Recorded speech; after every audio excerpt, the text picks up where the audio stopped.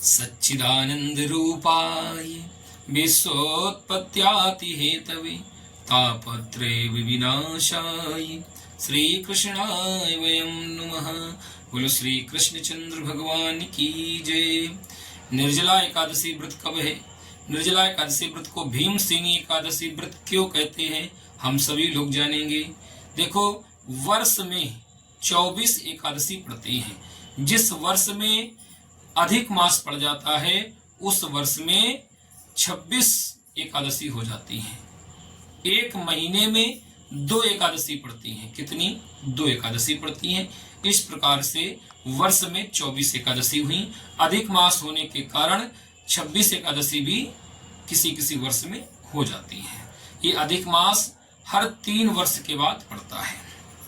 अब देखो, एकादशी की बात हो रही है तो निर्जला एकादशी व्रत कब होता है? ज्येष्ठ मास शुक्ल पक्ष की एकादशी को निर्जला एकादशी कहते हैं। ये कब पड़ रहा है?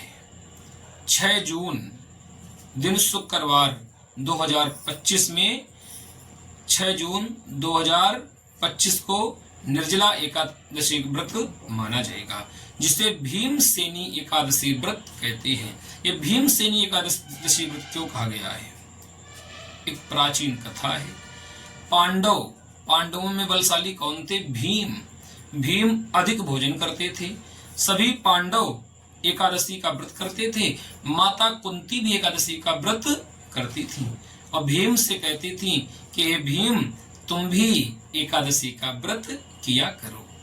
तो भीम कहते थे हमसे एकादशी का व्रत नहीं हो पाएगा क्योंकि हमको बहुत भूख लगती है, अधिक क्षुधा लगती है, भूख लगती है, जिसके कारण हम एकादशी का व्रत नहीं कर पाएंगे। हमारे विद्वान लोग ये बताते हैं कि एकादशी वाले दिन भोजन नहीं करना चाहिए किसी भी व्यक्ति को।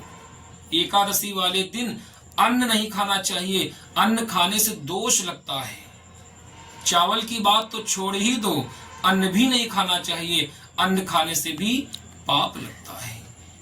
और एकादशी का व्रत हमें आपको सबको करना ही चाहिए। अब बात कर रहे हैं भीमसेनी एकादशी की कि भीमसेनी एकादशी क्यों मानते हैं। पांडवों ने कहा, ए भैया भीम, तुम भी एकादशी का व्रत किया करो। भीम कहते हमसे नहीं हो पाएगा, हमको बहुत भूख लगती है। एक दिन भीम ने विचार किया, इसका कुछ उपाय निकाला जाए। भीम पहुंचे कहां पर? व्यास मुनि के पास। व्यास जी को सभी लोग जानते हैं। व्यास जी कोई साधारण नहीं है, भगवान विष्णु जी के 24 अवतारों में से एक हैं। व्यास जी ने 18 पुराणों की रचना की है। परम विद्वान व्यास जी, जो भगवान विष्णु नारायण के अवतार, व्यास जी को प्रणाम किया। किसने? भीम ने।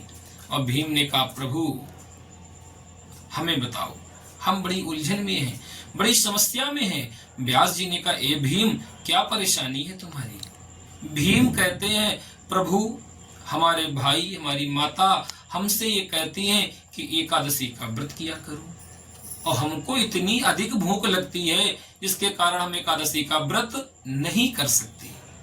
अब आप बताओ इसका क्या उपाय है? व्यास जी महाराज कहते हैं, ए भीम, तुम अगर वर्ष की 24 एकादशी का व्रत नहीं कर सकते हो तो एक कार्य करो, एक एकादशी का व्रत कर लो। उस एक एकादशी का व्रत करने से तुम्हारे संचित सभी पाप नष्ट हो जाएंगे, तुमको भगवत प्राप्ति होगी, तुम्हारे मनोरथ पूर्ण होंगे, शीघ्र तुम्हें प्रभु के दर्शन होंगे। ध्यान रखना, एकादशी व्रत इतना प्रभावशाली एकादशी व्रत है ये निर्जला एकादशी व्रत। निर्जला एकादशी व्रत को करने से संचित सभी पाप नष्ट होते हैं। बड़े से बड़े जो महापाप कहे गए हैं वो महापाप भी एकादशी का व्रत करने से नष्ट हो जाते हैं। व्यास जी कहते हैं कि ए भीम, तुम एक एकादशी का व्रत करो। भीम ने कहा, प्रभु वो कौन सी एकादशी है, किस महीने में पड़ती है? व्यास जी महाराज कहते, ए भीम, ज्येष्ठ मास शुक्ल पक्ष की एकादशी। कौन सी? ज्येष्ठ मास शुक्ल पक्ष की एकादशी का तुम व्रत करो, जिसे निर्जला रहना होगा, न जल न भोजन, कुछ भी नहीं खाना पीना होगा। अगर तुम निर्जला एकादशी का व्रत कर लोगे तुम्हें वर्ष भर की 24 एकादशी व्रत करने का पुण्य लाभ प्राप्त हो जाएगा, शीघ्र भगवत प्राप्ति होगी। भीम ने कहा ठीक है प्रभु, जैसा आपका आदेश। भीम ने शुक्ल पक्ष ज्येष्ठ मास की एकादशी का व्रत किया, निर्जला एकादशी व्रत रहे और उस व्रत के प्रभाव से भीम के सभी मनोरथ पूर्ण हुए। तभी से इसको भीमसेनी एकादशी व्रत कहा जाता है। ज्येष्ठ मास जिस महीने में सबसे अधिक गर्मी पड़ती है, उस महीने में से एकादशी को व्रत रहा जाता है। जल भी नहीं पीना है, भोजन भी नहीं करना है। इसी बहुत कठिन एकादशी का व्रत होता है। जो इस एकादशी का व्रत कर लेता है, उसके संचित सभी पाप नष्ट हो जाते हैं, शीघ्र भगवत प्राप्ति होती है। एकादशी का व्रत सभी लोग जरूर करें।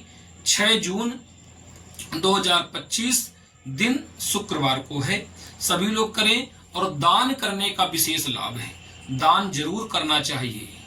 कोई पंखे का दान करता है, सुराही का दान करता है, ठंडी वस्तुओं का दान करता है, वस्त्र का दान करता है, फल मिष्टान आदि का दान करता है, अन्न का दान करता है। जो आपसे बन सके दान करना चाहिए।